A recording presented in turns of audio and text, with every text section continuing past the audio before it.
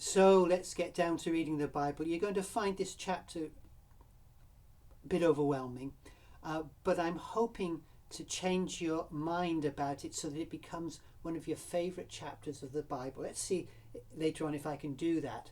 But we begin with Daniel's dream of four beasts. In the first year of Belshazzar, king of Babylon, Daniel had a dream, and visions passed through his mind as he was lying in bed. He wrote down the substance of his dream. Don't forget, Daniel was the dream man. He was an expert at interpreting dreams. And Daniel said, "In my vision at night I looked, and there before me were the four winds of heaven churning up the great sea. Four great beasts, each different from the others, came up out of the sea." So far, so good. Now it gets complicated. The first was like a lion, and it had the wings of an eagle.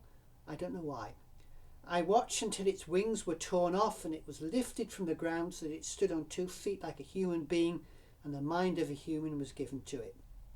If you find that worrying, look at the next one. There before me was a second beast which looked like a bear. It was raised up on one of its sides, and it had 3 ribs in its mouth between its teeth. And it was told, "Get up and eat your fill of flesh." Trembling in your shoes? Well, look at the next one. After that I looked, and there before me was another beast, one that looked like a leopard. On its back it had 4 wings like those of a bird. This beast had 4 heads, and it was given authority to rule. Complicated? You see the next one. After that, in my vision at night I looked, and there before me was a 4th beast, terrifying and frightening and very powerful.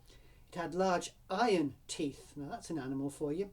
It crushed and devoured its victims and trampled underfoot whatever was left. It was different from all the former beasts, and it had 10 horns. And when I was thinking about the horns, there before me was another horn, a little one, which came up among them, and 3 of the first horns were uprooted before it. The horn had eyes like the eyes of a human being, and a mouth that spoke boastfully. Now you're saying, what on earth is this? Don't worry about it. The details are not important, actually, because the important is coming now. Verse 9. As I looked, thrones were set in place, and the Ancient of Days took his seat. His clothing was white as snow. The hair of his head was white like wool. His throne was flaming with fire, and its wheels were all ablaze. A river of fire was flowing, coming out from before him. Thousands upon thousands attended him. 10,000 times 10,000 stood before him. The court was seated, and the books were opened. Then I continued to watch because of the boastful words the horn was speaking. I kept looking until the beast was slain, and its body destroyed and thrown into the blazing fire. The other beasts had been stripped of their authority already, but were allowed to live for a period of time. In my vision at night I looked, and there before me was one like a son of man, coming with the clouds of heaven. He approached the Ancient of Days and was led into his presence. He was given authority, glory, and sovereign power. All nations and peoples of every language worshipped him. His dominion is an everlasting dominion that will not pass away, and his kingdom is one that will never be destroyed.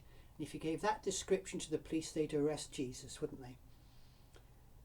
I, Daniel, was troubled in spirit, and the visions that passed through my mind disturbed me. Well, they disturb anybody, wouldn't they? I approached one of those standing there and asked him the meaning of all this. So he told me and gave me the interpretation of these things. 4 great beasts are 4 kings that will rise from the earth. But the holy people of the Most High will receive the kingdom and will possess it forever. Yes, forever and ever. Then I wanted to know the meaning of the 4th beast, which was different from the others. Just hold on a second while I turn the page. And the 4th beast was the most terrifying, with its iron teeth and bronze claws. The beast that crushed and devoured its victims and trampled underfoot whatever was left. I also wanted to know about the 10 horns on his head. Well, we all want to know about that, don't we? And about the other horn that came up, before which 3 of them fell. The horn that looked more imposing than the others and had eyes and mouth that spoke boastfully. As I watched, this horn was waging war against the holy people and defeating them until the Ancient of Days came and pronounced judgment in favour of the holy people of the Most High, and a time came when they possessed the kingdom. Daniel goes on, and he fills in a little more detail about the horns and so on, but it doesn't become very much clearer. And at the end of it, he returns in verse 27 to God and the Son of Man. His kingdom will be an everlasting kingdom. All rulers will worship and obey him. And this is the end of the matter. I, Daniel, was deeply troubled by my thoughts, and my face turned pale, but I kept the matter to himself. Well, you would, wouldn't you? Because people would say you were crazy. Anyway, that's in many ways is not not an easy chapter, but in some ways, actually, you're going to find it's quite an easy chapter, and it is really encouraging. We'll come to it a little bit later.